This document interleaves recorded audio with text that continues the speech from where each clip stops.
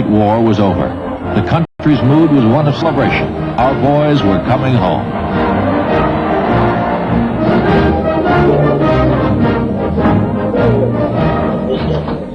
Many believed we had fought the war to end all wars. President Wilson was hopeful that the Versailles Treaty and the League of Nations would guarantee a permanent peace.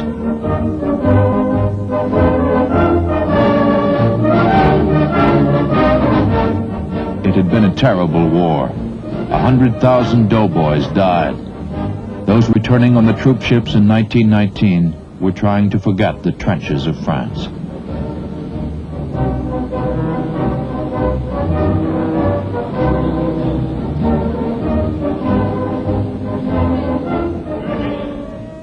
This would be difficult for those who were wounded or maimed in the war. For them, the adjustment to civilian life was long and bitter. Forgetting the horrors of the war would take time. In 1919, President Wilson suffered a stroke while campaigning for passage of the League and the Versailles Treaty. By 1920, the president's hopes also had become victims of the war. When the Democrats met in San Francisco that summer to nominate their candidate, they were weary of Wilson and his sermons of duty, obligation, and national mission. Eager for change, they chose a popular Ohio governor, James Cox, to be the party's standard bearer. His vice presidential running mate was a bright and promising politician from New York, 38-year-old Franklin Delano Roosevelt. The Republicans knew they had a good chance of winning. When their Chicago convention seemed deadlocked, the party bosses met in a smoke-filled room and chose a man they could control, a man who would offend no one, Ohio Senator Warren Gamaliel Harding. He had no particular qualifications for being president except that he looked like one. One party boss warned, "Don't let him make any speeches. If he goes out on tour, someone is bound to ask him questions, and Harding's just the sort of damned fool who will try to answer them." So Harding stayed home for a front porch campaign and appealed to the country to return to normalcy. The times didn't call for men of great stature in 1920, and Harding was elected by an overwhelming margin. He was affable and popular. His vague and soothing cliches were just what the country wanted to hear. We were at peace, and in the 20s took steps to stay that way. In 1921, the Washington Naval Conference agreed to reduce naval armament, and in 1928, 62 nations would sign the Kellogg-Briand Pact, outlawing war. Harding's sudden death in 1923 shocked the nation. Few presidents had been more popular, and he was mourned across the country.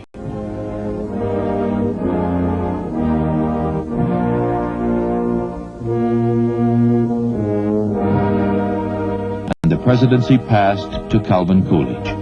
A man of common sense, Coolidge was quickly accepted as the nation's leader.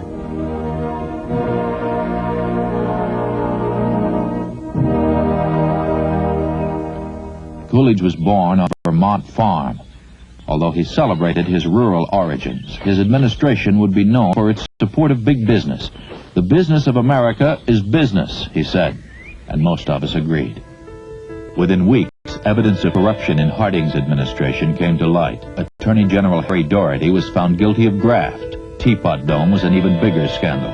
Government oil fields in Wyoming and California had been secretly leased to private developers. Senate hearings found Secretary of the Interior Albert Fall guilty of accepting bribes and kickbacks, and he was sentenced to jail. Lots of folks broke the law in the 20s, but didn't go to jail. Drinking was illegal, and throughout the decade, prohibition was the law of the land. 1,500 federal agents tried to enforce the law, but they were no match for the bootleggers, rum runners, hijackers, and racketeers. Some, like Scarface Al Capone, seemed almost beyond the law. Alexis Guinan was queen of the speakeasies. When the police raided one of her glamorous nightclubs, she just laughed at them and opened another. Some Americans considered prohibition a noble experiment, but it didn't stop people from drinking. In fact, it resulted in widespread disrespect for the law. In time, the mounting public outcry against prohibition would lead to its repeal. There were other legal battles in the 20s. A Tennessee law prohibited teaching any theory other than the divine creation of man. John Scopes, a high school biology teacher, was brought to trial for teaching Darwin's theory of evolution. Millions listened at home by their radios to the arguments from the packed courtroom as Clarence Darrow defended Scopes and William Jennings Bryan stood for the prosecution. "I am more interested in the Rock of Ages than the Age of Rocks," Bryan said. He won the case on a technicality, but lost supporters who thought him foolish and old-fashioned. Many Americans in the 20s were frightened by changes they didn't understand, by new ideas and foreign accents. So we passed laws restricting immigration. 2 Italian immigrants became symbols of our fear. In 1921, Sacco and Vanzetti were convicted of robbery and murder and sentenced to death. Many believed the evidence against them was largely circumstantial and that they'd been convicted because they were foreigners. Despite social problems, in 1924 business was booming. Most Americans were enjoying a new prosperity, and when they went to the polls in November, they voted to keep cool with Coolidge. Prosperity was popular, and he won by a landslide. These are some of the reasons why I want to cut down public expense. I want the people of America to be able to work less for the government and more for themselves. I want them to have the rewards of their own industry. This is the chief meaning of freedom. Under Coolidge, freedom from government interference meant greater profits for big business. Most Americans measured prosperity by what they were able to buy.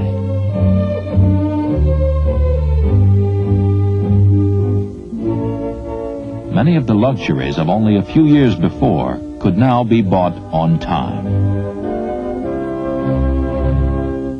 Herbert Hoover, a successful businessman and brilliant engineer, served as Secretary of Commerce for most of the decade.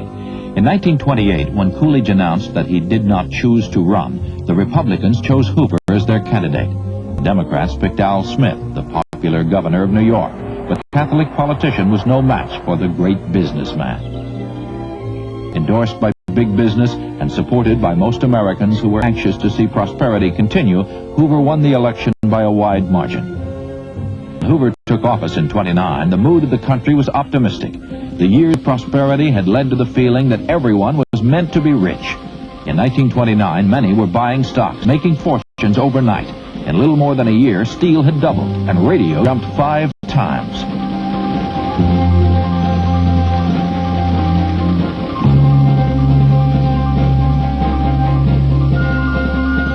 The country was in a frenzy of speculation, buying more and more stocks with money we didn't have. Then, in October, the stock market collapsed, and with it the fortunes of millions.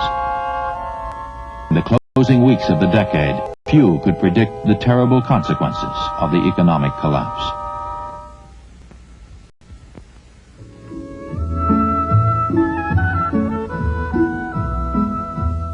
Every 10 years, the census takers knock on front doors across America to find out who we are and where we're going.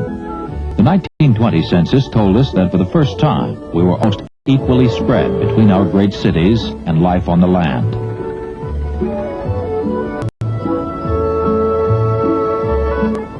Lots of us were living in small towns, and small towns were changing too.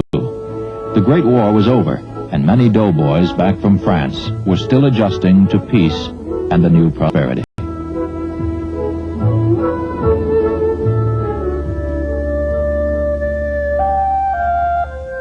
For those in farming communities, there were new problems. The Great Plains had been plowed up to raise wheat for the armies fighting the war. But with peace came the evaporation of the market which had made the farmer so prosperous. The lack of demand for wheat and other staple crops caused depression for the farmers. The new prosperity was based more on the sale of automobiles, radios, and electricity than on agriculture. Mechanization had helped the farmer. It made the work easier, but it also meant that fewer hands were needed. The farmers were disenchanted and afraid, and they campaigned without success for federal aid.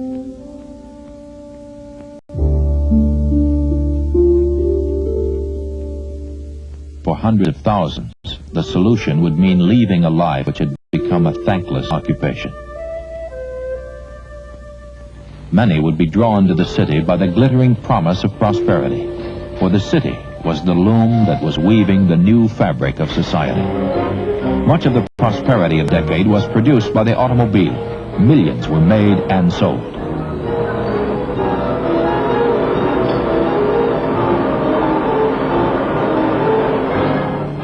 Car sales stimulated other industries as well, for cars meant gas, and gas meant oil, and rubber, glass, and steel. When we had a good idea, mass production multiplied it by millions. Business was the religion of the 20s. Machinery is the new messiah, Henry Ford told us. Calvin Coolidge agreed.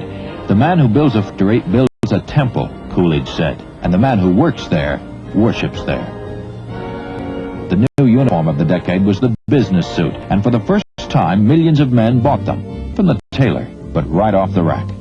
Dressing right meant business success, and in the 20s, no professional was more greatly admired than the businessman. Businessmen were builders, doers of great things, men of vision with their eyes on the future.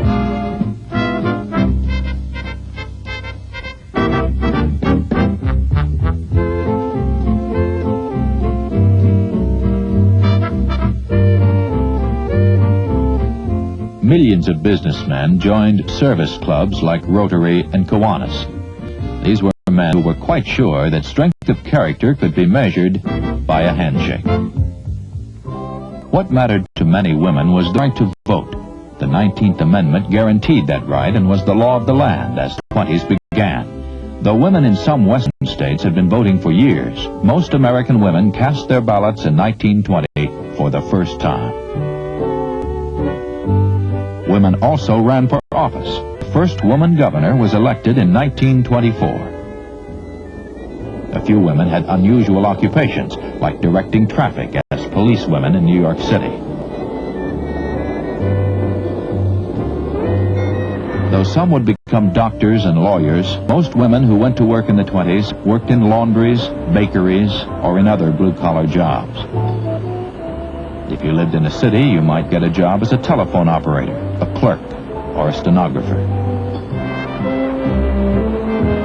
Despite the reputation that all women in the 20s were flappers with newfound freedoms, most women had traditional roles, which included grocery shopping. In the 20s, millions of women fed their families with food from the Piggly Wiggly, or the A&P. Chain stores were spreading across the country with standard products on their shelves. You could buy the same brand of cornflakes or cookies in Iowa as your Aunt Clara did in New York. There were lots of products to choose from, and manufacturers spent millions on ads that told us which to buy.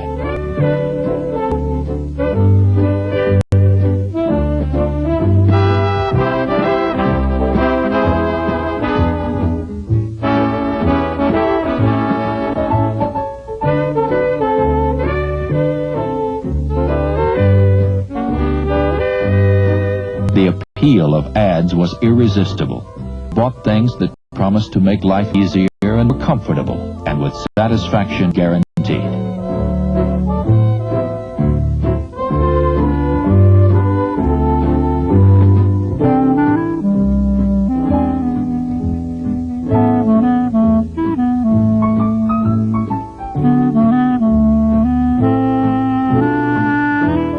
We bought things that showed we were successful and had good taste. In the 20s, we thought it was important to be modern.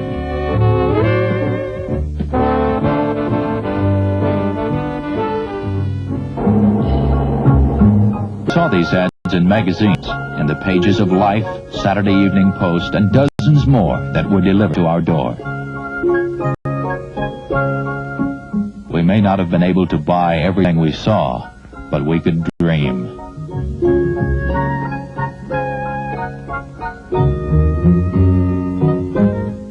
The magazines were cheap, and it was from their pages that the growing middle class built its image of itself, an image of prosperity.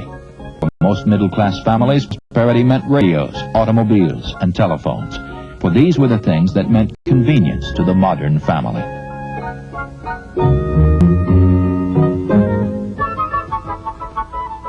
Almost every family had a car, and 3 out of 4 bought their cars on the installment plan. Used cars were sold too. The first car many families bought was second-hand. By the end of the decade, there were 26 million cars and trucks on American roads.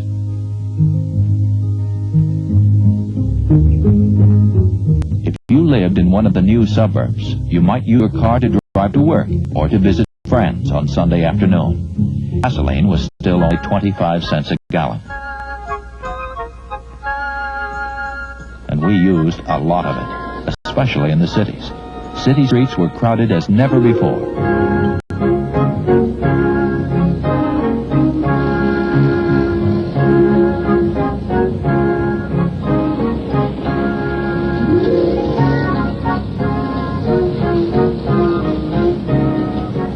We're fast becoming a nation on wheels.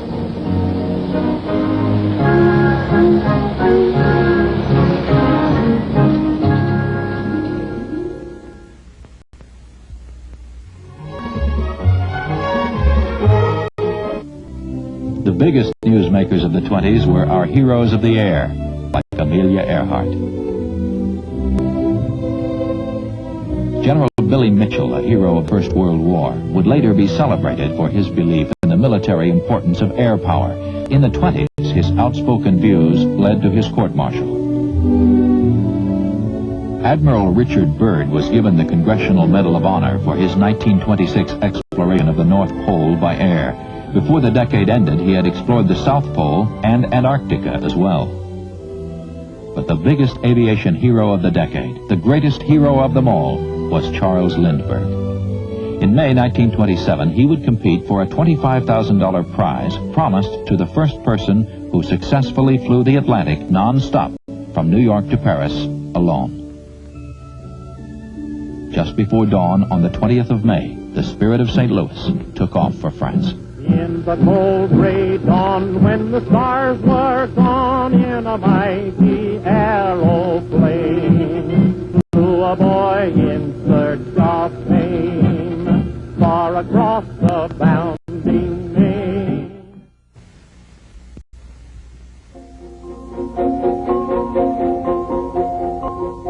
Without the automobile, the prosperity of the 20s would have been impossible. Within a generation, the dream of owning a car became a reality for 2 out of 3 families. On crowded city streets, the sound of horses' hooves had been replaced by horns and the smells of oil and gasoline.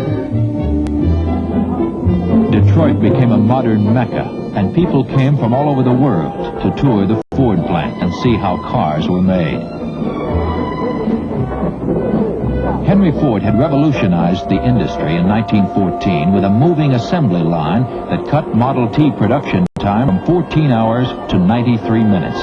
By 1925, a Model T rolled off the line every 10 seconds. Scientific management, new technology, and advertising, our tour guide pointed out, have made the automobile industry the greatest achievement of our time. We were impressed. Nearly 30 million cars crowded the country's roads by the end of the decade. Driving was an adventure, especially beyond the city limits. 98% of our roads were unpaved. Smart drivers always carried chains and a shovel in case they got stuck in the mud. Federal laws provided matching funds to states for road building, and thousands were hired to build them. We spent more money building highways in the 20s than was spent on any other industry.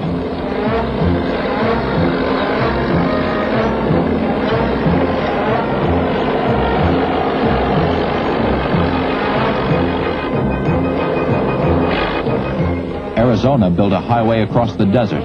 New York built the Bronx River Parkway and the Holland Tunnel. Massachusetts paved the Mohawk Trail.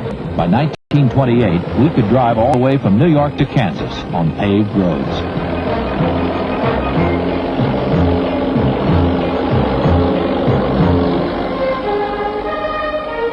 By the end of the decade, we were building 10,000 miles of new roads and spending more than $1 billion every year. There was other new construction in the decade. We built new dams and hundreds of new hydroelectric plants. The amount of hydroelectric power produced more than doubled in the 20s. Two-thirds of American homes had electricity by 1929.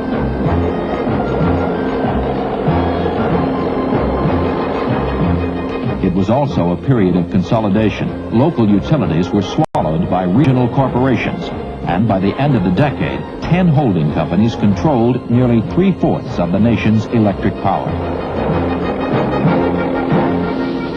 Prices went down as consumption went up. We needed more electricity for millions of new washing machines, toasters, lamps, and vacuum cleaners, radios, and telephones. We laid nearly 50 million miles of new telephone cable in the 20s and installed 10 million new telephones.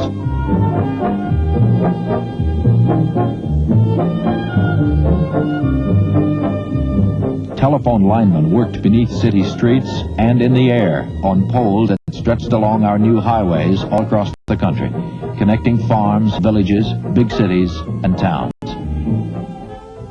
One of the most important technological developments of the 20s was radio. The first radios were called crystal sets, and we listened to the first broadcasts through earphones. Thousands were sold, and we took them everywhere. Radio quickly became big business. By 1923, an 8-tube RCA with 5 dials and a speaker cost $275. GE sold 11 million sets that year. There were other new developments. Dr. Francis Jenkins, a radio engineer and inventor living in Washington, D.C., conducted successful experiments in wireless transmission of pictures, which led to the first television broadcast in 1927. Station WGY in Schenectady began scheduled broadcasts in 1928, but television remained a curiosity for most of us in the 20s. More practical applications of technology, like refrigerated trucks and railroad cars, meant better diets for many Americans. Milk could be kept cold and shipped from farm to doorstep in a few hours. By 1926, milk production had increased by 1/3 as we equated more milk with better health. The homemaker of the 20s was concerned with good nutrition and her family's health. Many children were among the 500,000 Americans who died in the flu epidemic of 1918, and proper nutrition meant resistance to disease. Electric refrigerators provided the biggest changes in our kitchens. Refrigerators and a better knowledge of what made a balanced diet. With electric refrigerators, we could keep fresh foods longer at stable temperatures, and this meant more Americans ate meat and milk, fresh fruits and vegetables than ever before. While most families depended on an icebox and regular delivery of ice to keep food cold, nearly 1 million families bought electric refrigerators in the 20s. By the end of the decade, you could buy one for less than $300. In 1920, a first-class letter cost 2 cents. For some Americans, faster communication was important. A Chicago businessman could call his stockbroker in New York long distance for $3. But when most of us had news to share, we used the mail.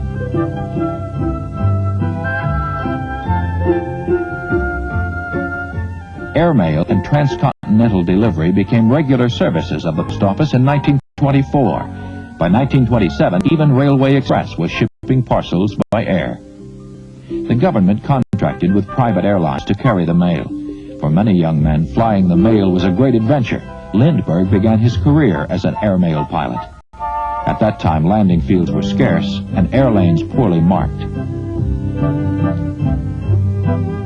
Commerce Secretary Herbert Hoover led the campaign in the 20s for the development of municipal airports and began building airways with radios, beacon lights, emergency landing fields, and weather services. But flying the mail was still a risky business. Almost everybody in the 20s was fascinated with flight. And during the decade, a lot of us got our first chance to fly. 10 million Americans attended air shows and paid barnstorming pilots $5 for a 5-minute flight. Lindbergh's flight to Paris convinced many that air transportation was practical. By the late 20s, there were dozens of small airlines carrying passengers. Pan American Worldways became the first international passenger carrier in 1928. For $50, you could fly Pan Am from Key West to Havana.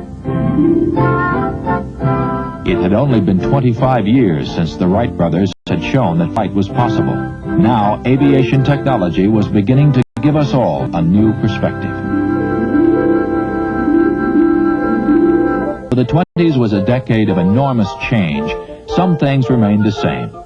Kids still played baseball on the sandlot behind the school, and younger kids spent hours on the slides and swings.